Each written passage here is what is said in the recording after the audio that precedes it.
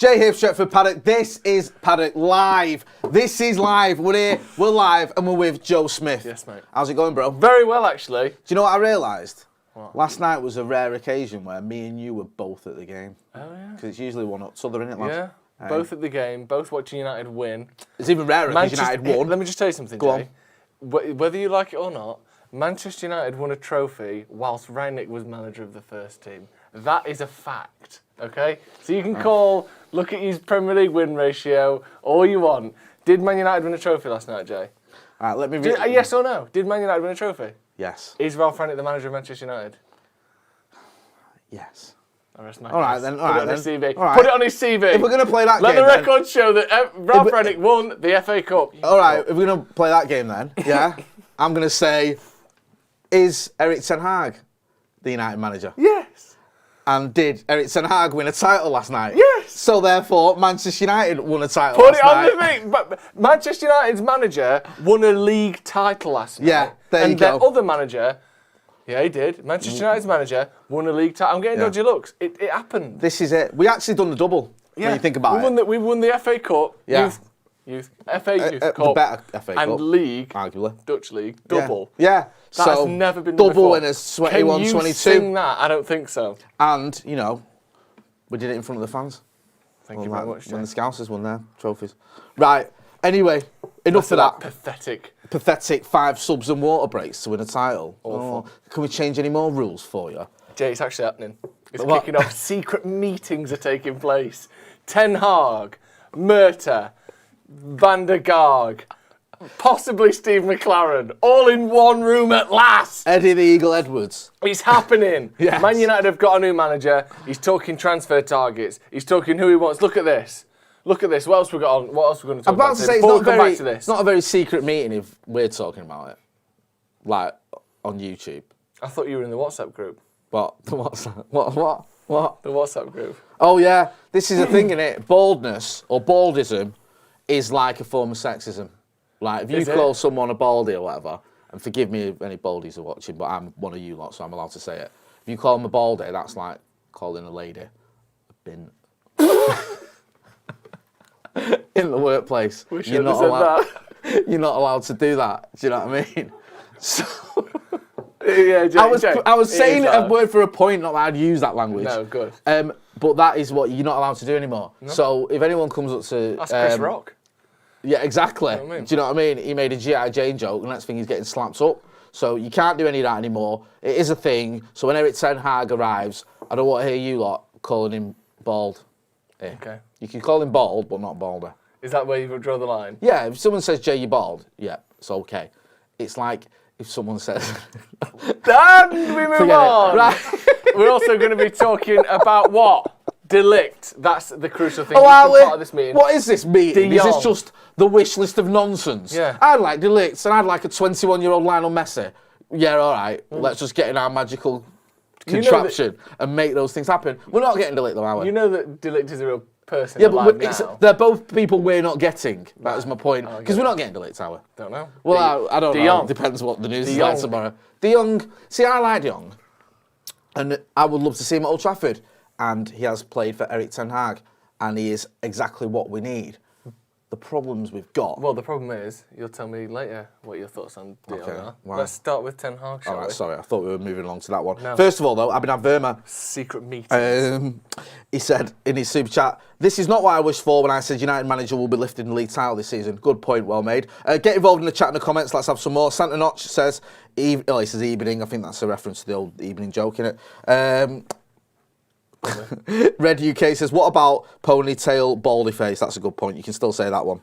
That's another name for the Glazers. Daimler Sam says, "Jay's still the top baldy in Manchester after Eric and Mitchell come." Thank you, I appreciate that. How does that make you feel? Because to some people, Yeah. who, not me, Yeah. you'll always be number one to me, Thank but you. some people, you were their favourite sort of Man United associated ball person. Yeah, I'd say that's very true. To some people. To some people. In your house, well. Yeah, maybe like myself. But now you might be second. Second bowler. And if Van der Garg does something funny, you might be third. I might be third. Do you know what I mean? But I had a good run, didn't I? You had a really good Do you know what I mean? There was Yap Stam, Yeah. then there was me, and then there was Eric Ten Hag. Yeah. Yeah? Bartes. But For a bit. Rooney for 6 weeks when he'd had his transplant before he'd gone back in. yeah, so there was them lot and then me. I know. Yeah? Shame, really. Well, do you know what I mean? Better to have loved than lost than never to have loved at all. That's Right, what let's they talk tell about me. this meeting. Rob Dawson from ESPN is reporting that Ten Hag held a recruitment meeting with Man United representatives in Amsterdam today. Recruitment meeting? What is it, the job centre? Where they discussed Hey, potential ins and outs. If you think you're getting your gyro, you got another thing coming, lad. Hey, you better get them CVs filled You out. said I could have Hey. it. I've applied for a job. Look. Have you? Have you got any proof? What's that say? No, I spoke to them. It says They said they'd never heard of you. No, super drugs. Can I have some? James Ducker from The Telegraph writes that John Murtough caught an early flight, I mean, that's good of him, to attend a meeting to run through the latest transfer plans. Well, hang on a minute. He did what? He caught an early flight? Jay, this is how serious these people are about their job. He was willing to catch an early flight. Why is that in there? Yeah. What was it like? He's meant to get extra brownie points for that. Because if he'd have caught one at 1 p.m, we'd have gone. Stayed in bed, have you, John? Yeah. He went on Sky Scanner. Or whatever. Scanner. Sky Scanner. Yeah. And they went, there's a 7 o'clock flight or now 6:01 in the morning. Yeah. And he went, I'll get the early one. Which was cheaper? Yeah, it was cheaper. One's got to stop in Dusseldorf. Yeah. Can I have an aisle seat? Okay. You can have one on the early one. Sack it, I'll get the early one. get the Actually, early look one, good. fuck I'll it. leak that story to Rob Dawson at ESPN. yeah. He'll tell everyone that. Is it true you've been in Amsterdam today? Oh, yeah, since the bloody cracker dawn, mate.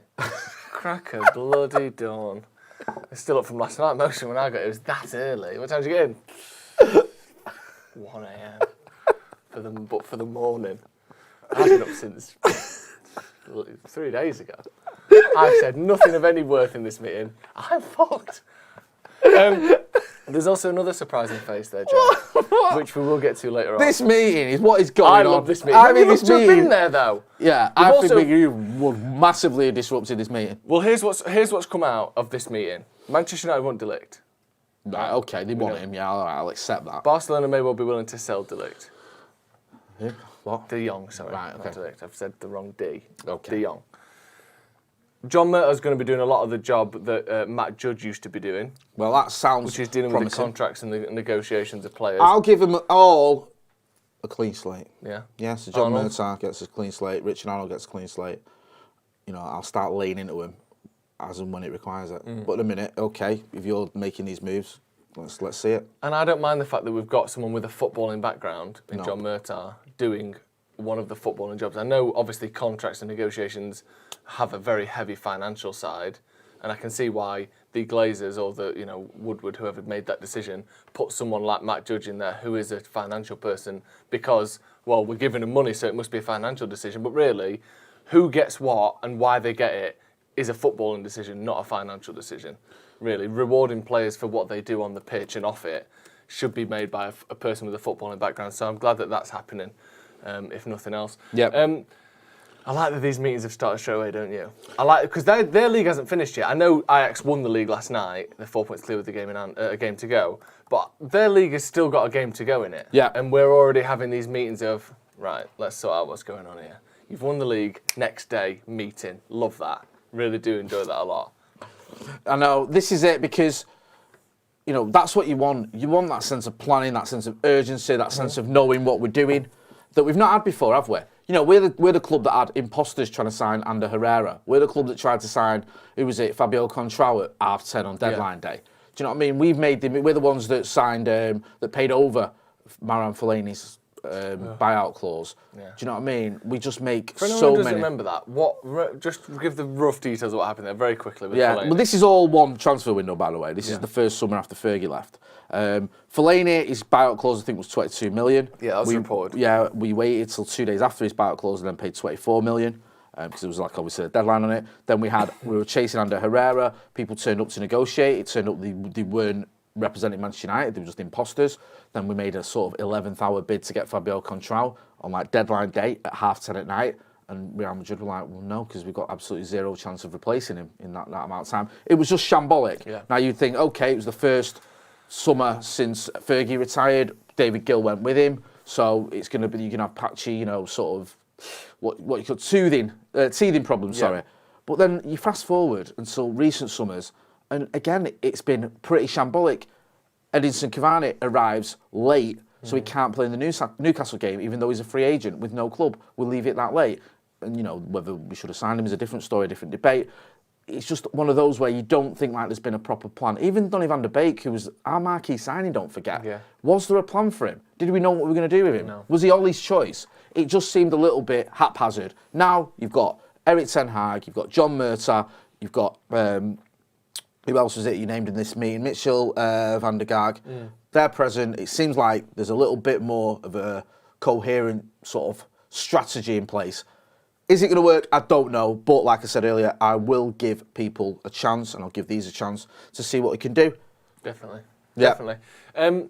Yeah, I'm very positive and hopeful. And we might as well be as well, aren't we? And I say this all the time, but I think it's worth reiterating in times like this where the club is...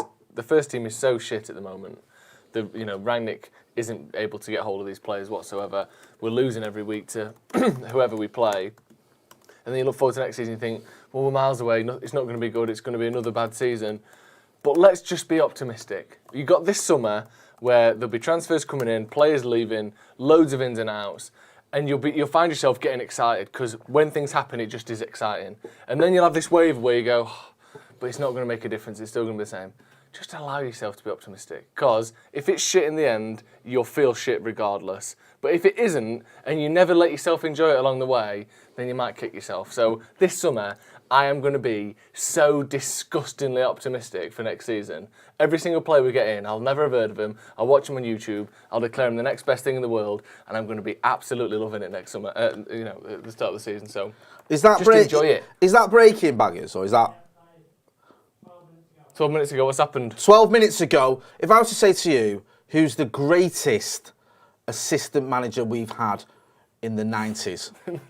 Well, either Brian Kidd or... Post-Brian Kidd. Right, Steve McClaren then. Right, so, exactly. Definitely and you'd be right. Yeah. And he is joining the coaching staff. He's definitely joining the coaching staff. Right. Jason Burt from the Telegraph has said that Steve McClaren is definitely joining United's coaching staff. Erik Ten Hag even made it clear that he wanted him. So it would be a major shock and a bad sign if it didn't happen. So they're definite. Those are the words from Jason Burt at the Telegraph. Definite. He definitely wants him. He's definitely getting him. He's definitely coming. It's definitely happening. Wow. We're definitely winning another treble like we did in '99. What he brung. Yes, exactly. Don't let the fact we're not in the Champions League confuse you. See, what we need to do up front here, Jay, is get the semi-embarrassing side of Steve McClaren out of the way. So we'll take it in turn, saying things that may lead people to think this isn't a good idea. Okay. And then we'll move on. All right. The numerous spells at Derby that never worked out. The Wally with the Brolly incident. Yeah. How he put the Dutch accent on, and I think he even said, how do you say Champions League, as though English wasn't his first language when he was managing AZ Alkmaar.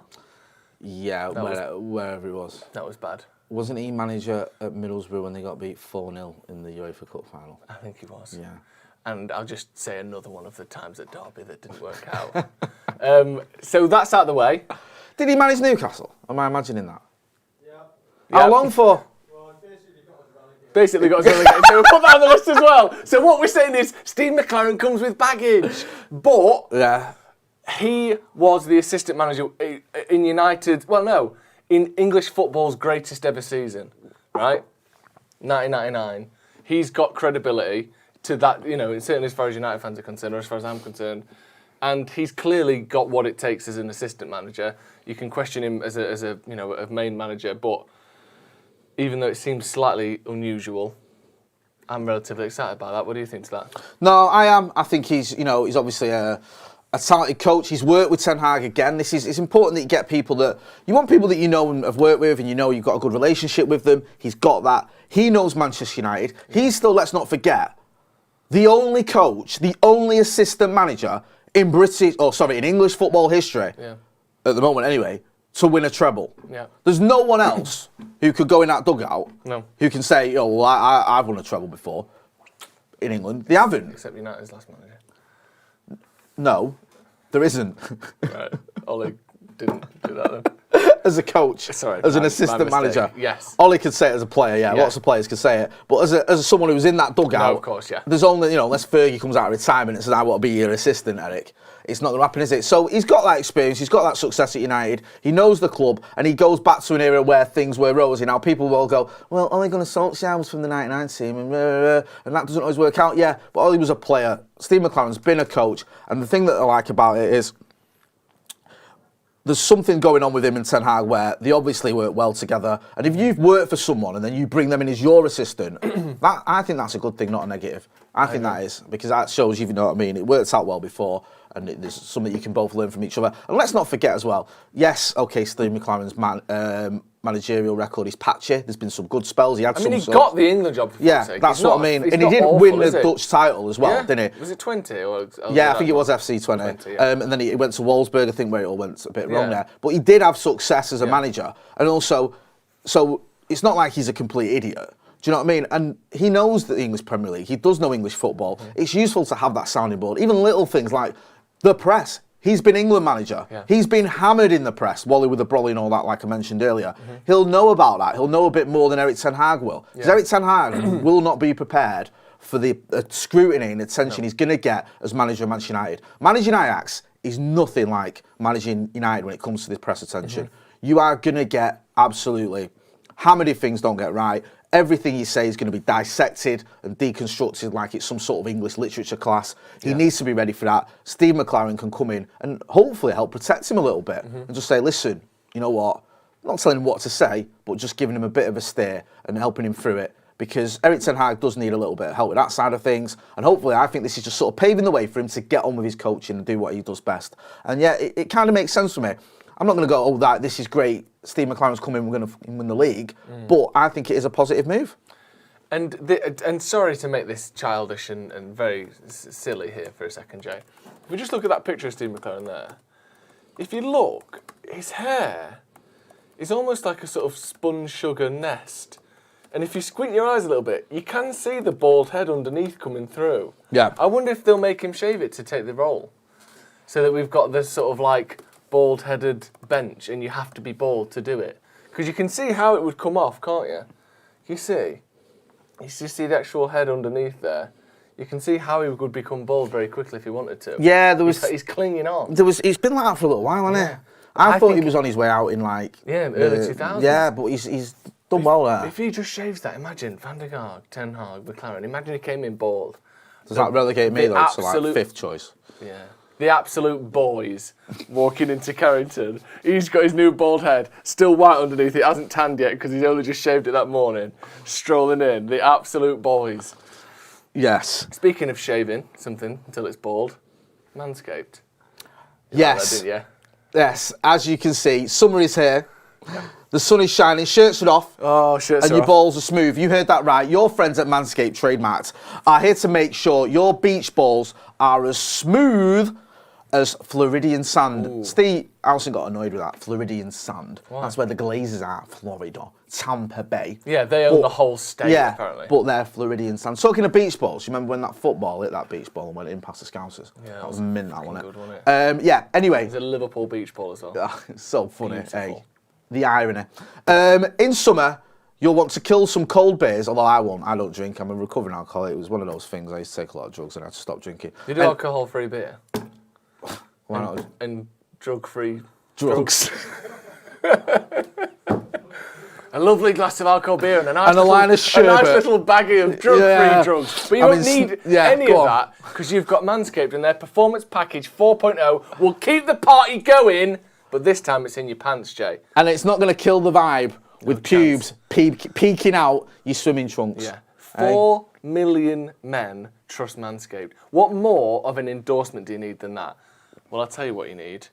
I've already told you, the Performance Package 4.0. There's your Lawnmower 4.0 in there. That is your bread and butter. That's your go-to trimmer, clipper, taking off the dirty ends, taking off... Do you know those bits around the edge where you go, is that a leg hair or is that a bollock hair? Yeah. I'm not sure. I'm getting rid of it. No one needs to know that was ever there, Jay. You get rid of that, whiz that off. There's 4,000...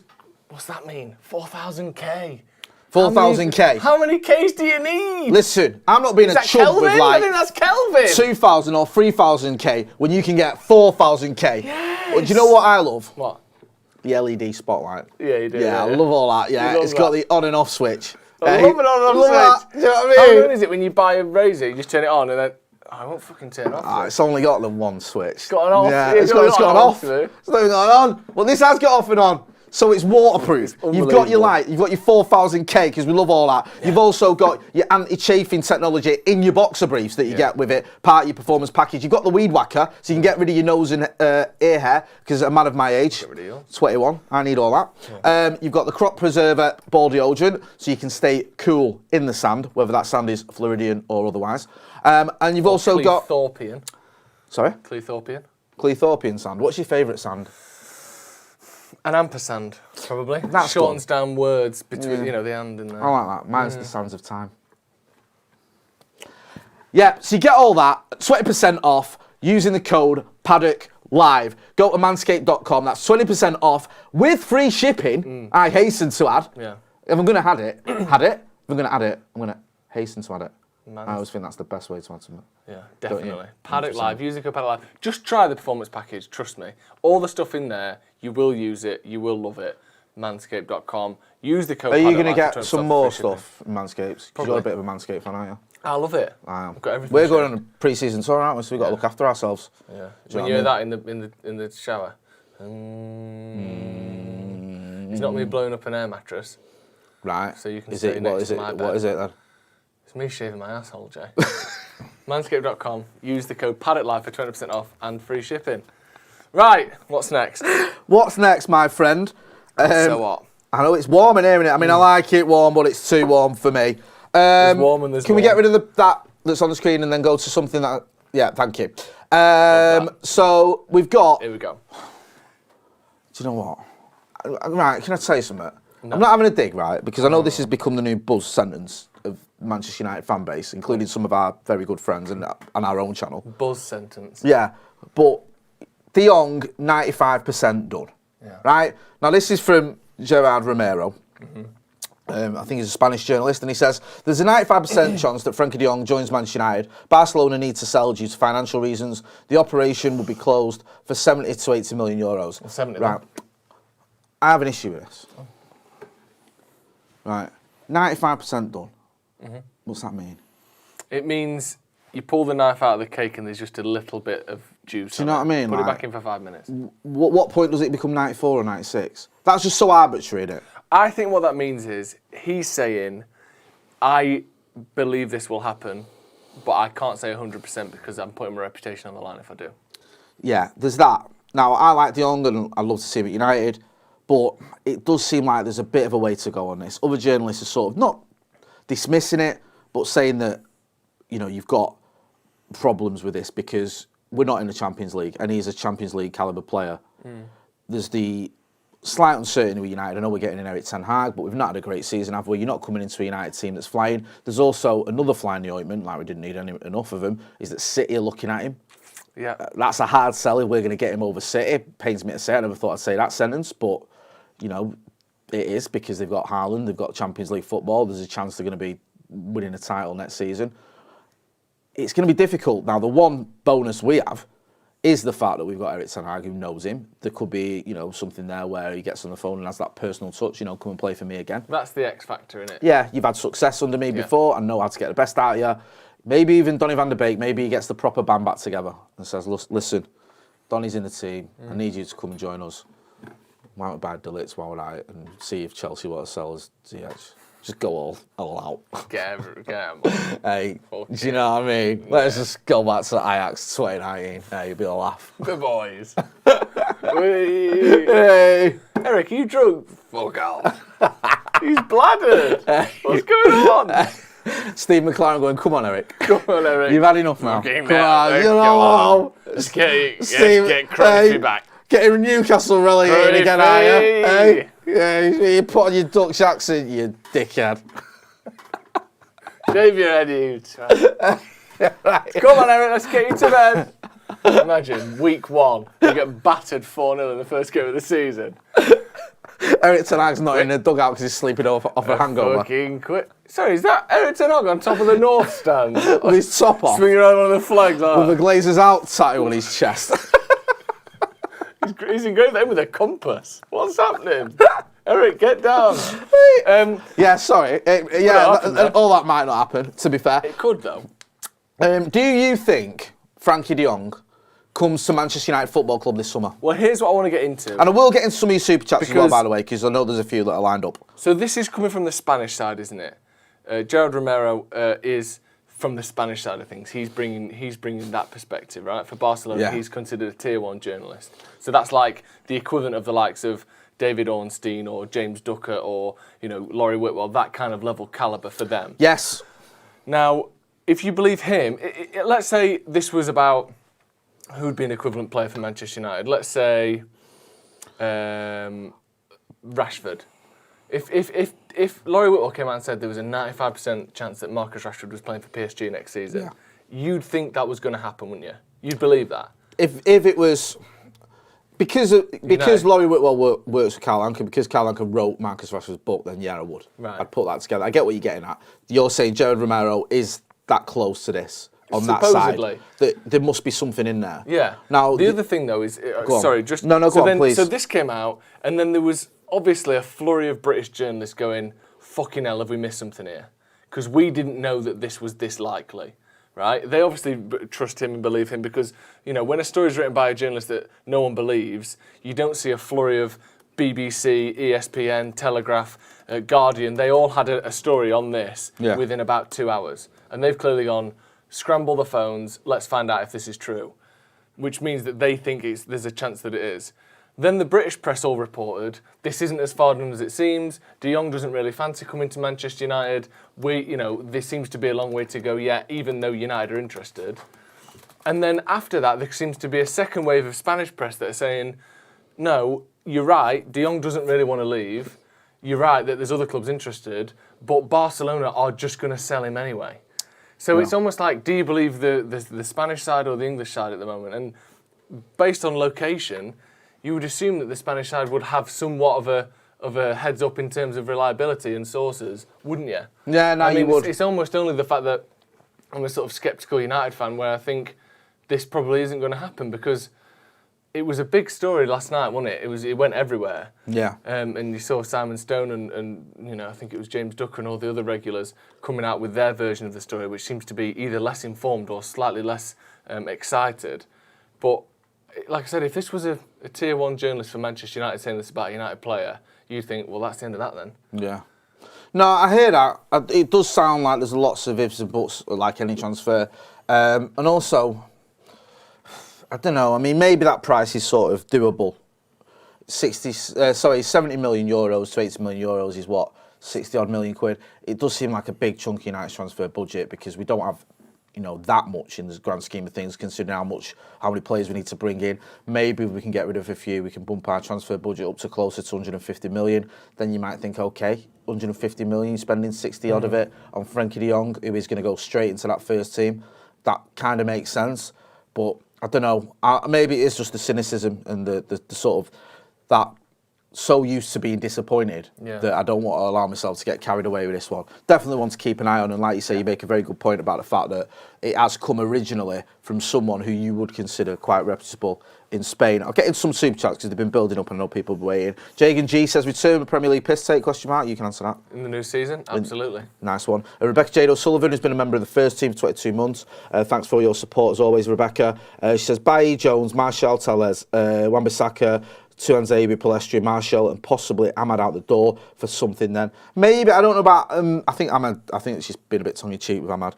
But a lot of them, I think Martial, didn't really do a lot of Sevilla. Bailly, Jones, we keep hearing they want to go. Tellez, I think he's done. Good enough. I just thought, I think he was brought in for a reason, and that reason as strange as this may seem, was just as almost motivational tool for Luke Shaw and obviously Beerbie's backup. But he doesn't seem like he's quite cut out for the Premier League, does he? No. And when you have given him a run, he's just got progressively worse. Yeah. And that's the time when you want to think, okay, state your claim and get better. He's good on a dead ball situation, but other than that, I just don't think he's up to it. So yeah, Wan-Bissaka's an interesting one. There was talk of him going back to Palace, wasn't there, on loan. Who knows? I mean, United may just have to cut our losses and go, listen, take 20-odd million quid for him. Okay, it's a loss, but, you know, is he good enough? I don't know. We'll have to wait and see for what Eric Ten Hag wants to do. I don't think he will be, personally. But he's only 22, I think, 23, so it's not like his career's over. No. He could kick on. Yeah, definitely. Zachary Smith says, don't the board have to sell with major offer, just like the Twitter board had to sell to Musk because it was in the best interest of shareholders? I'm not sure they have to. Can someone in the comments let us know about this? Because I was asking this the other day. United are on the stock exchange, aren't they? Yeah. Does that mean that every stock of Manchester United is therefore available to buy publicly? Or do you only have to list a certain percentage of the club in stock on the stock exchange? Because surely if you're on the stock exchange, theoretically, you just buy all the stocks and you own the club. Tell me why that isn't the truth. Right, Tell me why that isn't right. I don't know, but I was speaking to Kieran Maguire. We've got a really good interview coming up with him soon over the weekend. And he was talking about one thing about the shareholders. It's almost pointless buying shares in Manchester United at the minute if you want to make any money, because 2012 shares and 2022 shares are now, it's the same. They've just flatlined, stagnated, and even commercial revenue's not what it was. No. And now you're seeing the growth of Liverpool, who've got, pains me to say it, but you know they've got the winning trophies. They've always had a big fan base, even when they didn't win the title for 30 years. They still had a big global fan base, which can compete with Manchester United. And you know they've got a manager who, okay, a lot of us can't stand him, but you know he's always in the papers. He's a personable person, isn't he? Do you know what I mean? He sells a lot of papers and stuff, and he's someone who's quite good at the advertising side of things as well.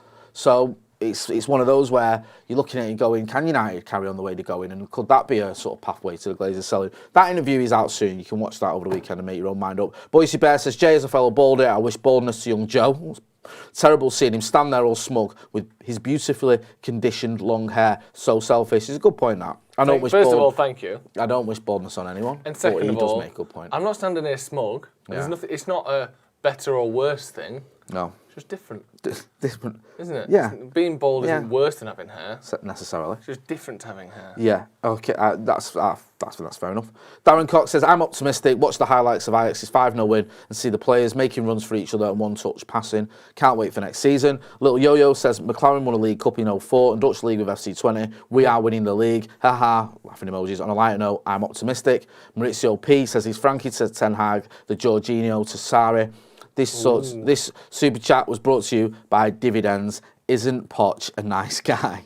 And I think I've got a couple more. Sorry, I will get to them all as well because they've been coming in. Nanya West says, Joe, I'm pretty sure the Glazers created two kinds of shares and they hold almost all the shares that carry the actual voting rights to make decisions. I think that's a good point because they release a transfer shares. There's the Class A shares and the Class B shares. I think it's the Class B shares that are the ones that hold all the voting rights.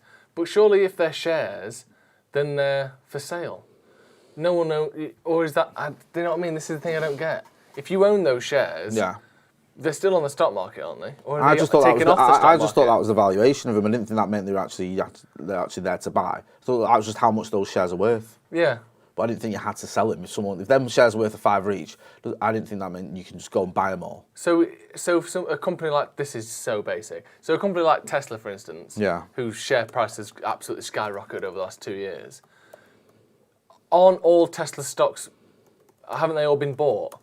Or are there just loads of loose ones knocking about you can just go and buy? Because surely if they're that valuable and they're rising so much, people would buy them and there wouldn't be any left. If indeed, you can't make someone sell their shares. Should have just done like Business 101 or something. Do you know them yellow books that says for dummies on it? Yeah. This is what we should have read today. Yeah, it does seem quite a complex issue to get into it right now with a bit of Google. But if it's a public company, surely anyone from the public can buy as much of it as they want. I don't get why they wouldn't be able to.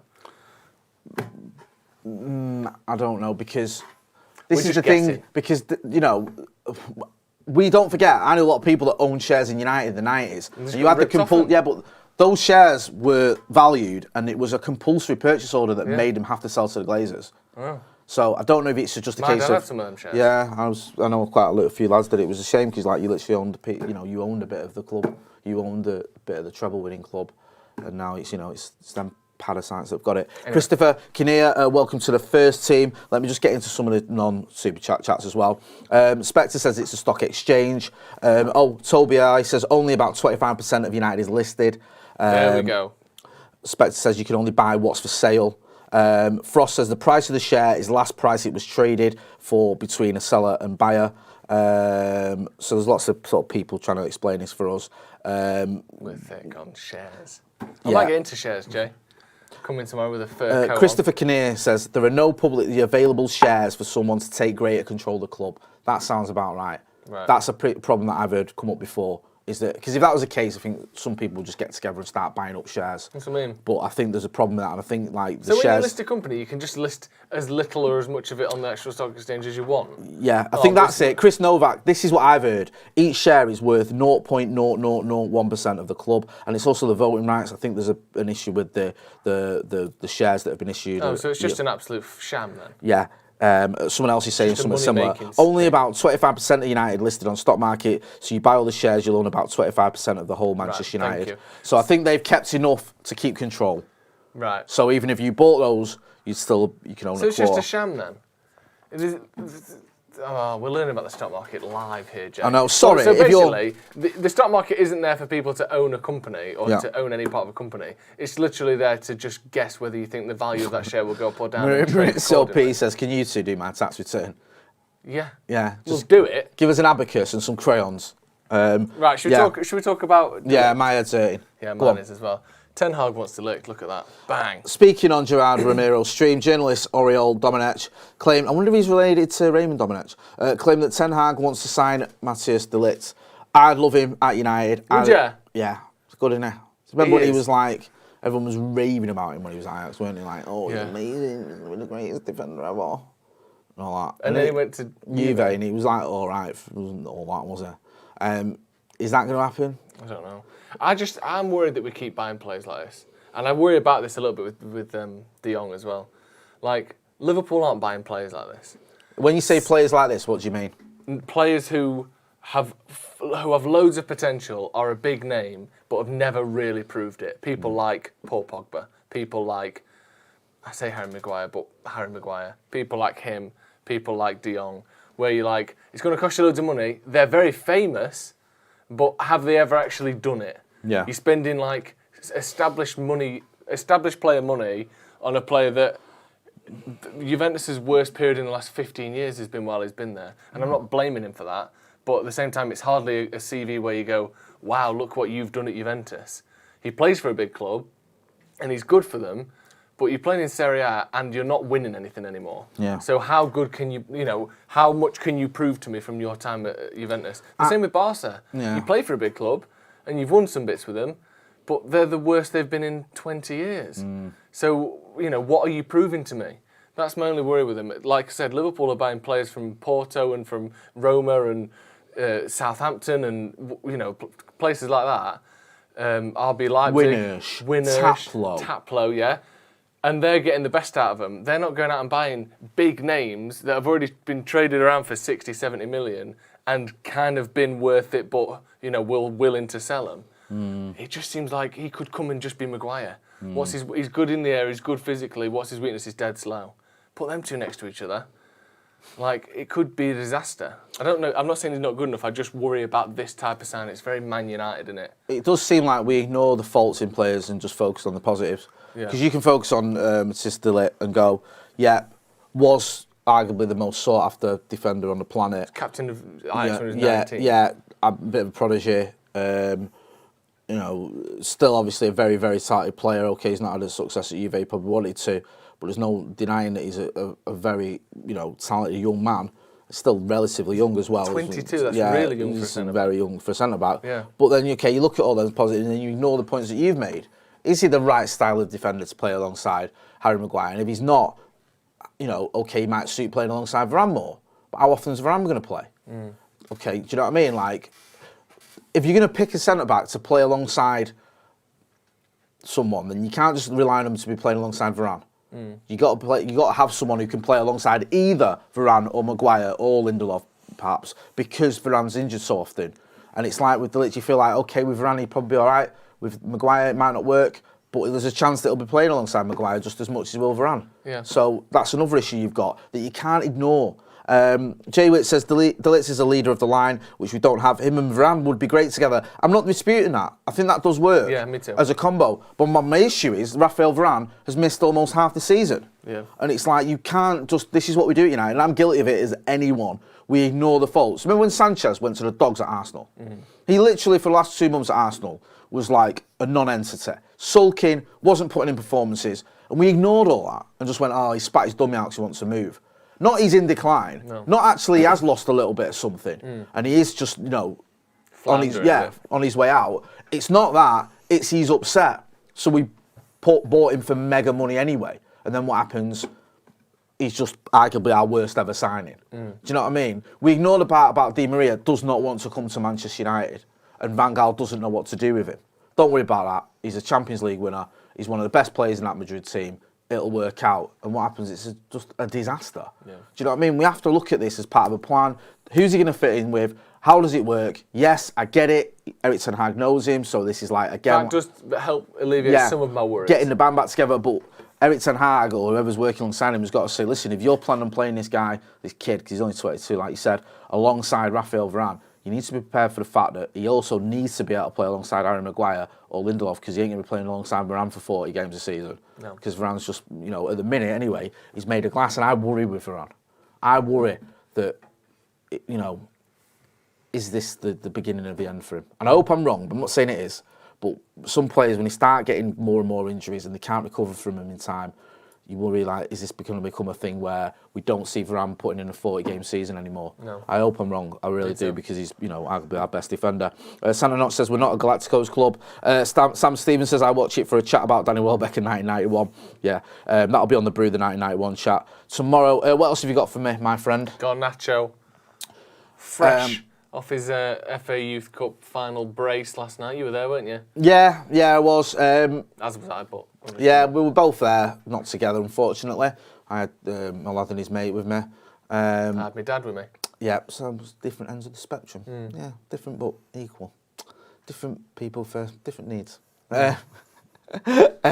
Alejandro Garnacho was the star of the show. It wasn't an amazing game, but it was good because we won trophies at the end of it. And how often do you say that about Manchester United of late? Never. Also, great to see the youngsters there. No matter what you say about the youngsters in terms of, was it a great game? Was it loads of sort of amazing moves, whatever? There was a lot of heart there, wasn't there? And there's also a little bit of, little moments what were enough for United to get the win. Yeah. And Garnacho was at the heart of a lot of what was good, especially towards the end. Got his goal, the penalty, took it well. Yep.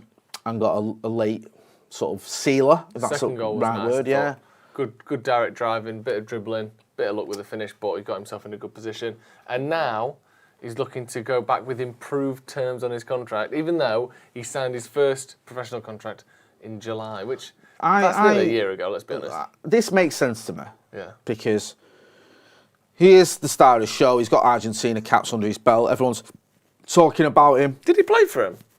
He did play for him, didn't he? Has he got an Argentina cap? I know he went training with him. I don't think he did. Oh, did he not? I'm getting a shake of the head from Louis, but Louis says no. We could just be two people who are wrong, and you're right. Yeah, I don't know someone. While you're doing that, he was named United's young player. Oh no, he didn't. You're right. Argentina under 20. He's in the squad. Yeah. He's in the squad for their initial 44-man squad for their World Cup qualifiers that month. He laid it to the last 33-man squad, but he didn't play. I thought I was mistaken that they were going to give him a cap to sort of cement his Argentinian sort of obligations because he's Spanish as well, and there was talk of him going to Spain. There was even talk that maybe Argentina said get in our squad or get him in our squad so he doesn't choose Spain because he's so talented. It's a decent selection of available. That is elite, that, isn't it? Yeah. Or you can play for Spain, or you can play for Argentina. So you can either, win the World Cup or the World Cup probably at some point. You can win the World Cup and the Euros or the World Cup and the Copa America. Yeah. Which would you rather win? Do you know what I mean? I guess there's less flying for Spain. But I might not stay in England. Do you know what I mean? Yeah. Great choice is that. It is. But wouldn't it be great to just be... I've always thought this. Do you know like the shittest player in a 23-man squad? No. Or do you know one of those countries, like someone like Portugal would be great because a top end as good as it gets during that 2016, like Ronaldo, an ageing Nani, Quaresma, Yeah. Pepe. Yeah. But the bottom end of that squad, Yeah.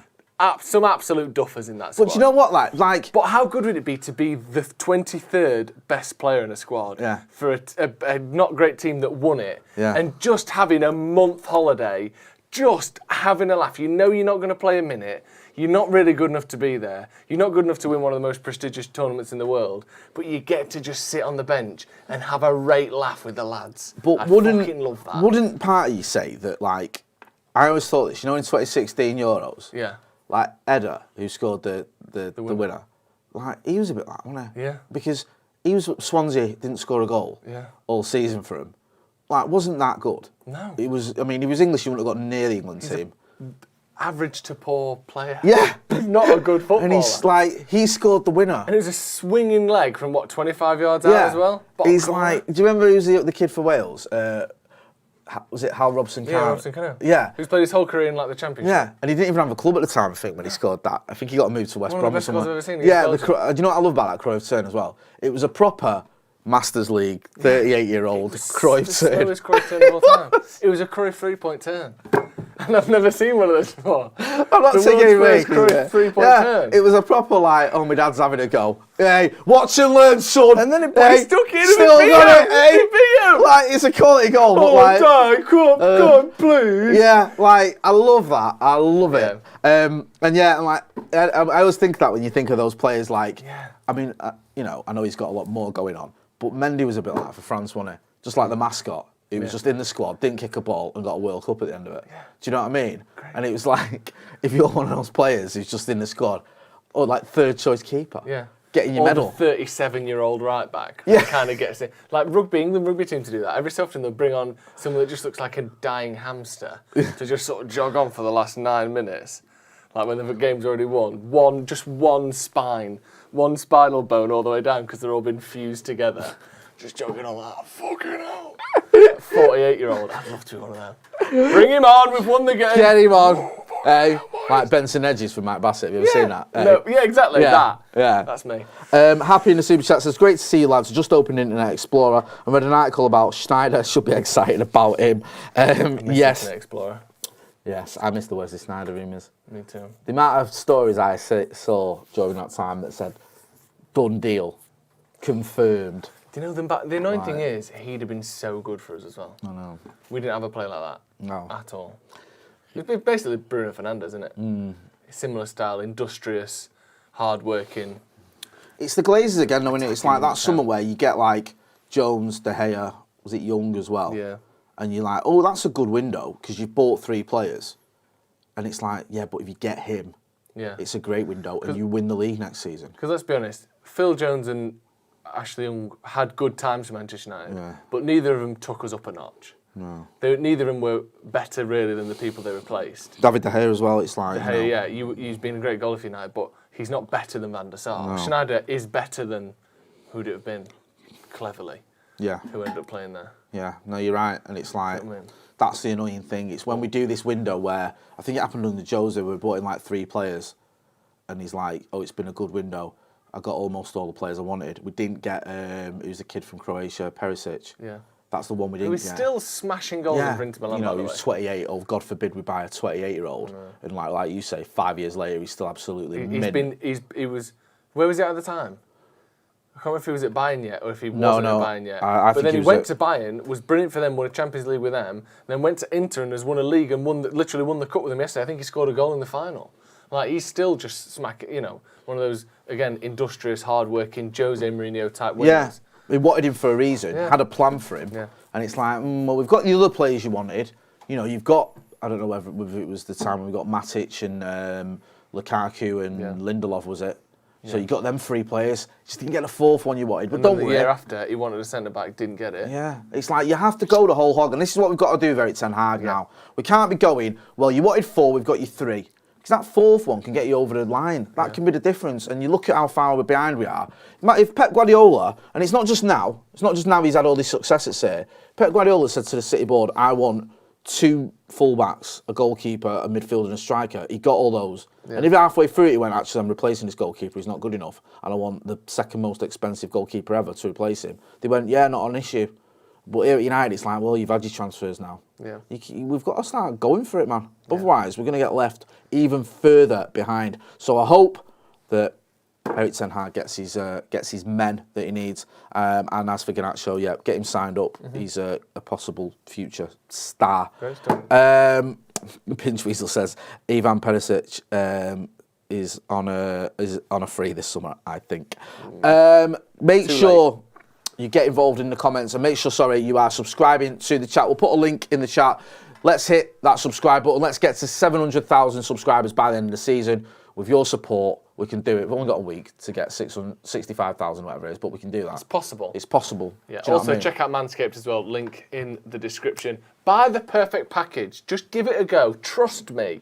No. I genuinely use it every single time I'm shaving my nuts. We've also use got the code Paddock Live for 20% off. Yeah, Paddock Live. Check out merch as well. Some people asking me last night about merch. We've got merch available on paddockmerch.com. Go and visit that. We've got some hoodies, t-shirts, cups, all that jazz available. So go and check it out, and we'll have some new merch coming up there as well soon. Joe, where can people find you and what you're up to? 93 and on the Sloppy Joe's podcast, episode 3 out. The other day, we've launched our Patreon, all sorts of great stuff going on there. But check out Sloppy Joe's podcast on YouTube. Very funny indeed. Thank you. Very funny. Good stuff as well. And you're making a star out of our Ethan there as well. Yeah, you, Joe McClaren, and Ethan, it's all good stuff. So make sure you're checking them out. There's a sub link, like I said to you, in the chat. Hit that link as well. This has been Paddock Live. That's been Joe Smith. I've been Jay Motti. Thanks for watching.